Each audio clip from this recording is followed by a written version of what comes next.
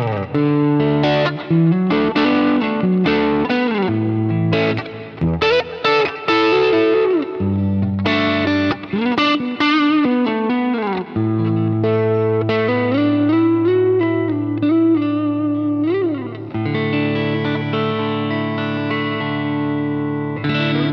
up, dudes? HW here. How y'all doing today? Beautiful, beautiful. Let me grab my coffee. Beautiful morning out here in Nashville. Snow is melting. The snow is gone and it's melting. Love it. Today we are talking about YouTube reviews. Can you trust them? And I want to give you the perspective of a YouTuber and somebody who's also a little bit not a YouTuber, because I have a little bit of an interesting background on this, or rather a little different circumstance than most people who do like gear videos. And so I want to share with you what I see from my friends and what I do. Before we do that, this is a lovely, because I'm going to get a million questions on it. It's a Greco from the early to mid 80s. Can't remember what year. It's like a Les Paul Deluxe. These things are awesome. They sound great.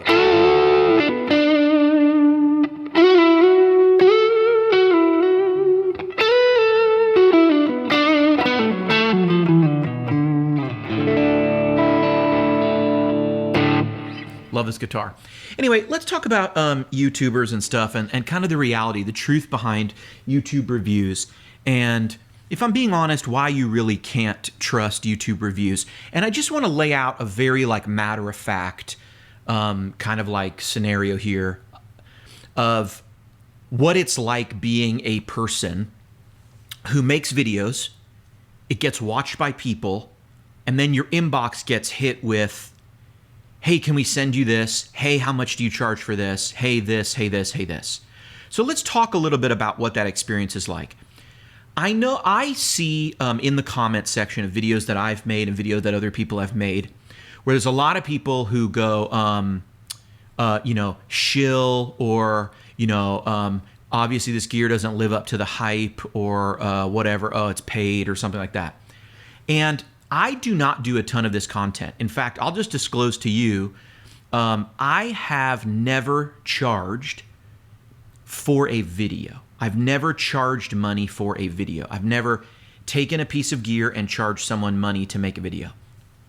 What I have done is received a piece of gear for the purpose of making a video or potentially making videos in the future. I've let companies know, hey, hey, if you can provide me the gear, I'd love to work with you. Maybe they reach out, and I've been able to say, yes, I would love to check out that new thing that you haven't released yet, which is going on right now. I have 3 items in the house that are not released from companies, and I'm going to be part of the launch content, meaning at the day that those products are announced, I get to be one of the videos that drops, right?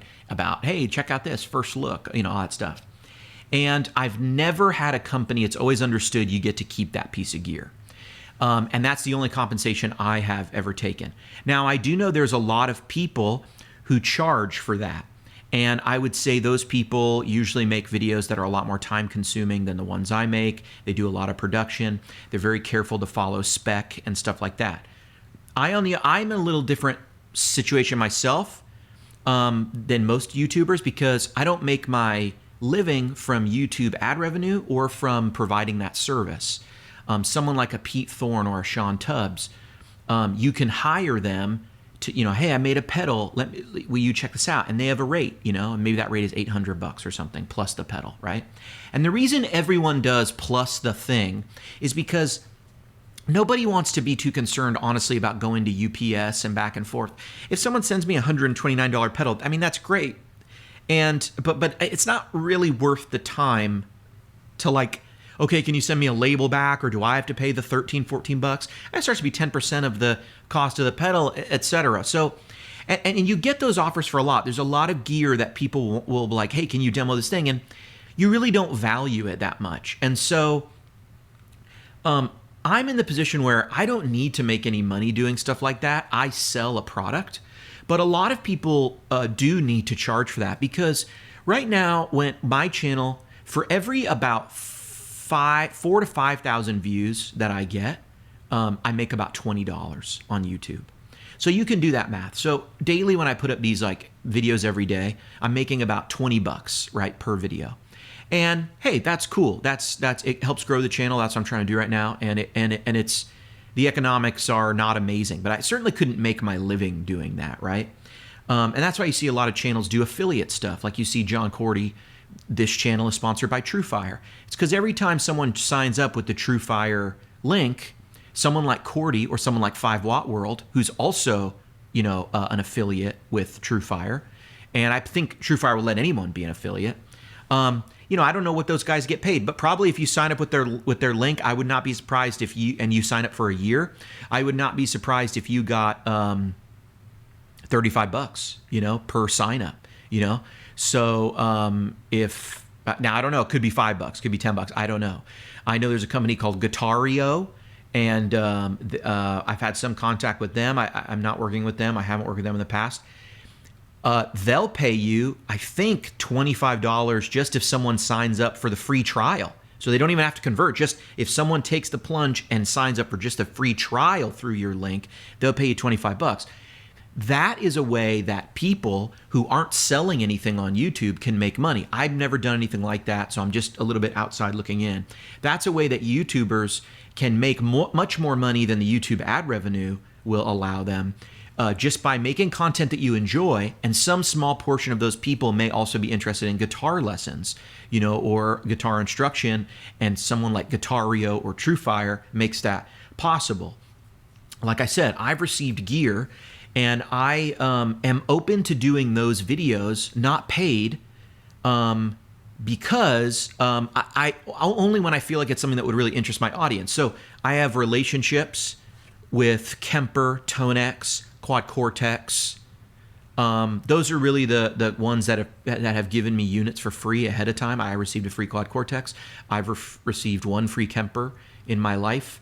I've also received I think 2 free Tonexes. One of them came from the store Vintage King. They received it, and then they asked, and then I knew Kevin over there, and he said, we need to do a video. We don't have time. Will you do the video on it? Just put it on your channel, shout us out. Okay, cool. And then I got hooked up with Tonex after that. So, and I've had 3 other modeling companies, Headrush and some other ones who I can't name because their units aren't out yet, who have basically sent me stuff and said, would you be interested in demoing this? And I've said yes. And my emails are always the same. I'll tell you how I do it. I don't know how other people do it. Usually the email comes in and they say, hello, we'd be interested in working with you. We've looked at your channel. We think it would be a good product fit. Here's the product that we're looking at. Or we can't tell you about the product until you sign an NDA. That's happened. Would you be interested in working together this year? Would you want, and then from there, that's your opportunity to say, I charge this much or this much. I always tell people, hi, I'm not interested. Thank you very much. Or that's 90%, 95% probably, because I've, like I said, only done it 5 or 6 times. But right now a company reached out to me, and I'm actually interested in their product. It's a guitar. It's an import guitar. They saw some of my import guitar videos, and it's in the $300 to $400 range. And I'm looking at the specs going, wow, those are actually great aftermarket tuners that you already put on. Those are great aftermarket pickups that you are already putting in. That's a great aftermarket bridge that you already put on. You're not even OEMing all this stuff. You're getting it right from, like, you're taking parts that I would buy aftermarket or that people would buy to mod a cheap guitar, and you're putting it on from the get-go. I do want to check out this guitar. So to them, I said, hey, I'd love to check out this guitar and this other guitar you have. If you would provide them to me, I will make a video on each, and I will not charge an additional fee. Usually, when I've done that and people want to work with you, if you say you're not charging an additional fee and you want the gear, it's always, give me your address, I'll send you the gear right now. Now, let me talk about YouTubers who charge and why, really, I would just say in general, you can't trust YouTube reviews. And I'm just going to point this out myself too. It's very difficult when you have a relationship with someone to really view something as completely sort of unbiased, right? You become biased through those relationships. I have relationships with people in the industry, and when they make something, I really like it. Now, I I'm trying to think. I want to disclose one more thing. I think I did get I've got Curtis Lamberton as a friend of mine. He gave Sue some tele pickups, or he gave them to me for a video. We put them in a video. I can't remember if I paid for my Lambertrons, but I at NAMM, I did some videos with him. There was no money exchange or anything. I just said, let me try these pickups. He did. He gave me a set of pickups. And then when we went to NAMM, we set up cameras, and I did those videos where I'm talking about my impressions of them.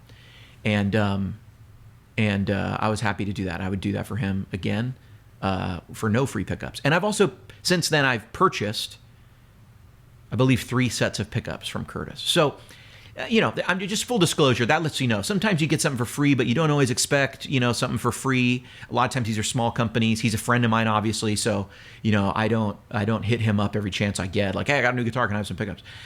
You know what I mean? But I feel strongly about one pair of his pickups, and he let me test them out, and they've ended up being they're my top 1 or 2 pickups ever. Sur S90s and those Lambertrons. Anyway, okay, back to the topic at hand.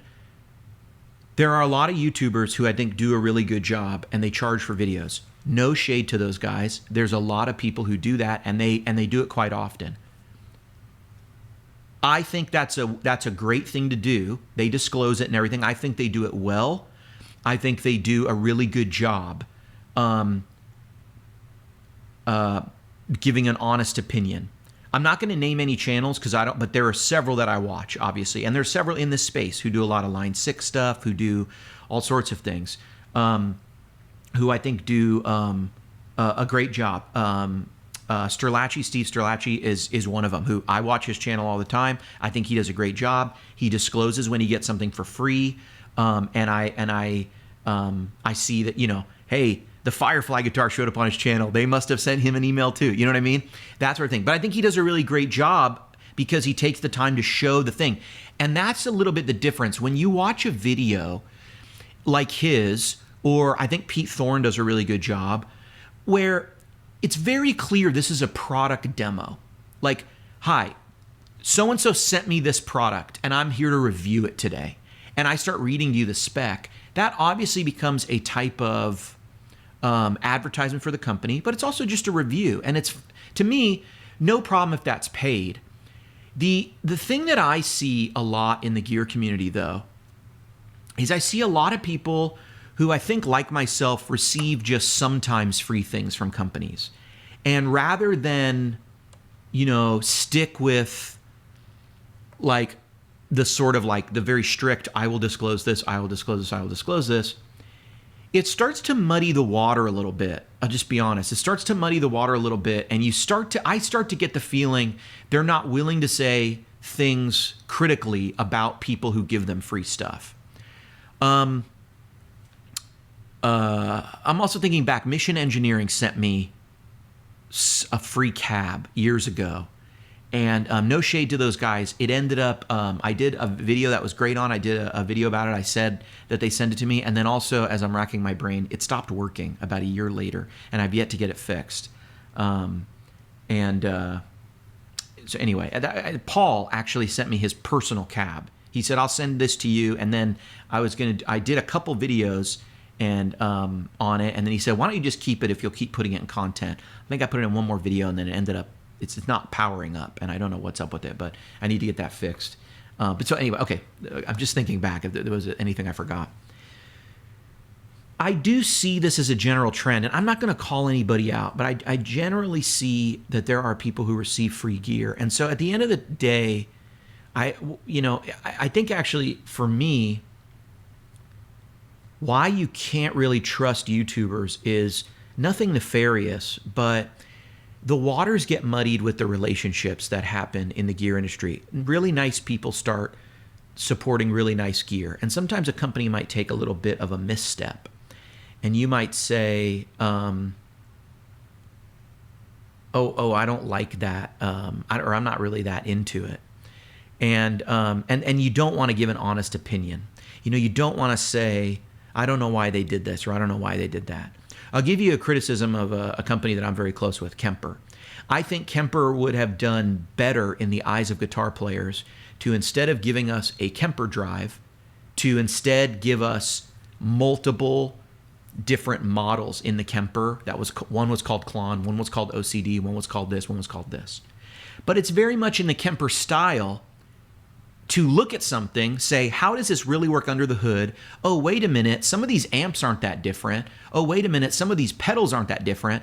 I could make you one single effect that with this other parameter, which sort of changes the response of a diode or changes the EQ, could actually get you the tone of a tube screamer. And if you use this slim down, you can make it can shift the mids and you can make it more like a Klon. And if you do it the other way, I can make it just like a blues breaker or a black box or a blues breaker, King of Tone, Morning Glory. Those are all based on similar circuits or the same circuit. And you'd be able to get the same tone that way. That's very much a Kemper way to look at something. It's very much an engineer's way to look at something. How do these things work? Oh, they actually work very much the same. Let me put something together. Let me build a better box. And but I think in the eyes of guitar players, they viewed the Kemper drive as, oh great, we only got one new drive. But what Kemper was trying to say was, actually we got more. I think they did a good job of that, of how it sounds. I was using it at the intro here. But I don't know that it was communicated that well, and I don't think that's the best way to package it. I gave them that feedback. And now I've given it to you. You know what I mean? But I'm still a big fan of it, and I use it. But for me, it's not on the end of, hey, I barely do any content, and I'm disclosing when I do, that we have the problem. It's not on the side of, hey, I'm Pete Thorne, I do demos of stuff, and when you want to know how to pedal sounds, you come to my channel because I made these awesome clips or these awesome demos. It's in the middle, channels that do a lot of content where they're doing their own gear and then mixed in is stuff they got for free or mixed in is stuff they're given, and you can't always tell, honestly, what's paid content and what's not. And I don't think they mean anything negative by it. It's just that when someone's nice to you, it becomes hard to call their work shit. I'll give you a good example.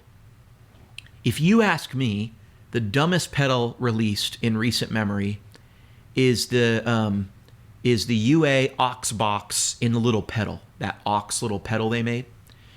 Because I don't see any part of the market that's asking for, hey, I already have my modeler, I just want more cab options. And I see, and UA also released all their pedals with different cabs available. So it didn't really seem like they really had a modular thing to put in front of it themselves. And I don't really see other units in the market where players were demanding, I really want control over my microphone setup in a small unit. The big aux box is amazing because it's also a load box, and then you have all the that you can work with the software and everything. To me, that pedal didn't make sense from a market standpoint. But if you look at the reviews on that, I never really saw anyone point that out. And yet when I said that to several people who I talked to about gear, I found that most people were like, yeah, that doesn't excite me. That pedal's not that cool. Or like, yeah, I don't really want that. What's it for? In almost everyone I talked to. And so I took from that, okay, there's a general consensus that like this pedal is a little confusing, or like most players seem to be looking at this pedal saying, that's a cool technology. And a lot of them own aux boxes. I own one too, and I thought it was very useful. It's a great unit. But then when you put just some of those things in a little pedal, it's not a load box. What am I supposed to do? Defeat the cab on everything else? I mean, I never really saw it take off the HX Stomp. I never even saw it advertised to be like, this will make your stomp better. And so it just left me going like, hey, I think in general guitar players are confused by this because everybody I ask is confused. And then at the same time, I never saw that opinion actually shown anywhere, which makes me scratch my head when I go, I think sometimes there is a disconnect between the most obvious feedback And sometimes working with a brand, you don't want to give them bad news. You don't want to tell them, hey, you sent me a product and I don't like it. Because you like to stay in their good grace. You'd like to continue this like a working relationship, right? Because even if they're not giving you money, like in my case, they don't give me money, and I have some very good friends who have a YouTube channel. To my understanding, they don't take money either. And I know they've received a ton of stuff. I know they've done a ton of stuff that has not been paid, and they're kind of in my situation. Maybe they have been paid for some videos here and there. I don't actually know. That would be a question for them. Anyway, a company may send you 4 things over the course of a couple years, and you get to check them out and make videos, and those videos are cool, and you might be genuinely into them. And then they might send you one thing, and you're just like, this is fine. This is cool. It's not for me, And so you do your best, and so if they call you and they're like, isn't it awesome? And you're kind of like, yeah, it's awesome. You don't want to be so negative and down on it because you don't want to you got to politely just communicate like maybe this wasn't just for me or whatever. But it can do a thing. Recently there was an example happening with Fluff, who's a longtime Mesa Boogie user, and Gibson fired Randall Smith from Mesa Boogie. Fluff tweeted about it after people in the company told him. This is all from Fluff's videos. You can go see. Then Gibson doesn't want anything to do with him, and he doesn't want anything to do with them. And it actually brings to, for me, the forefront of my mind of like, yeah, you have a contact or two at a company, and you go, hey, this guy's cool. I like him, and I'm working with this stuff, and it's all great. This seems within my realm, my space. But what if you say something they don't like? And while you don't want to let that govern what you do, you don't want to be disparaging for no reason, right? You don't want to be like, oh, that UA pedal's trash. Because your opinion might not be like mine. It's not trash. To me, it's maybe too niche to really have wide adoption. And that makes me go, is this solving a problem that people actually have, or is this solving a problem no one has? That's just a general question I would have about that UA piece of gear. And from what I see on boards, it doesn't appear to be the most popular UA pedal. And that's okay.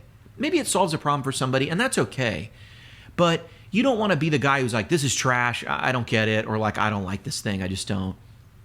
Because maybe you'll like the next thing they release and that they produce, and maybe you'll like the 3 things before. So you find yourself in this weird spot, and it's tough, man. It's tough, I'll just be honest. And when people give you free stuff, it does change your opinion. I think you naturally view it with less skepticism.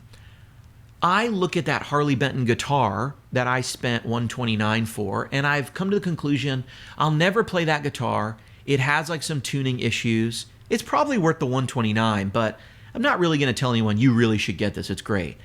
You know what I mean? It's a really great value for the money. But if you have a nicer guitar than that, you probably won't end up playing that one that much. And so if you're getting your first guitar, yeah, great value for the money. You'll have fun with that.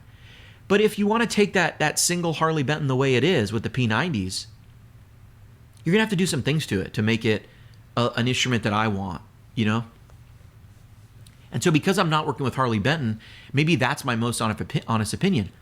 But if I was working with them, I would probably be a lot more careful how I phrase that. And even my opinion of them would be shifted towards a more positive light, just naturally. Because the fact is, humans like people who do nice things, for them or for other people. It's natural to not like jerks and to like nice people.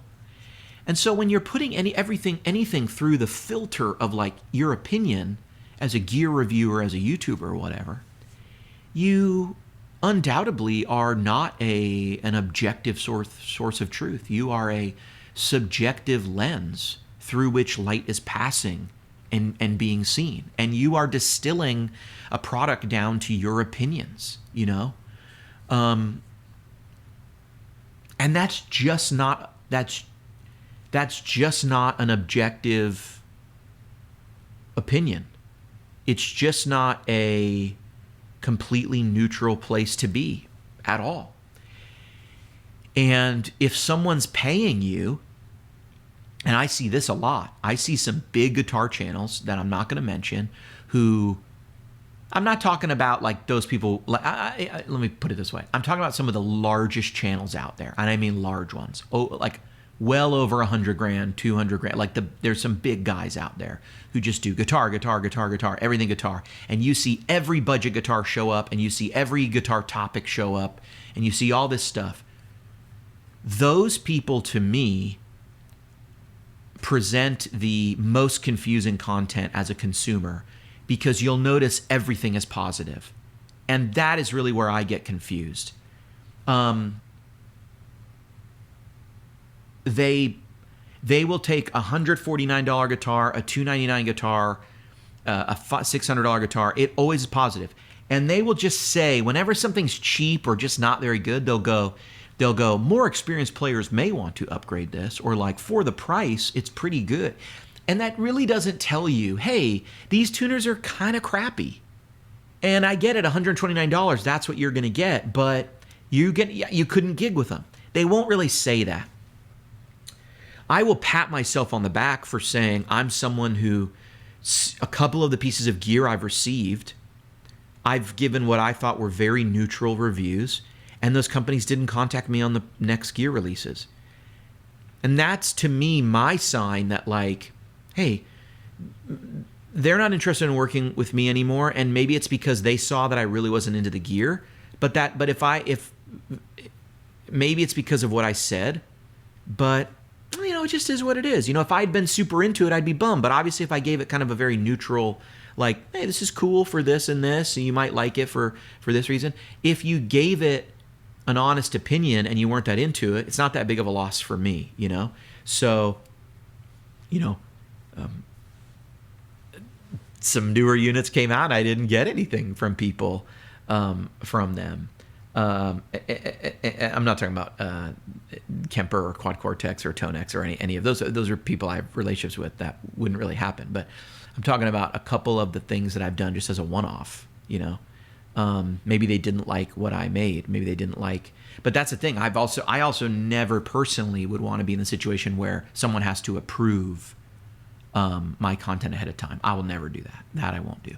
Unless I were literally telling, like, unless a brand said, can we hire you to do like the official, like product demo, right? That we're going to promote on our site. We're going to put it, and if they were like, maybe like, would you do that?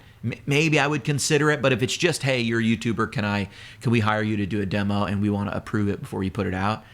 To me, that's I don't want to be involved in that. I know there are some brands who want to do that. They want to go back and forth and they want you to edit this line out and that line out. Never interested in doing that. Way too much work. To me, not worth the money. Never want to do that. And it just, I don't want to work for other people. I want to work for the people who buy Tone Junkie stuff. I work for the customers, and I work for the, for the viewers who probably by watching this video have generated for me like 0.02 cents. Thank you very much for watching. I've been HW.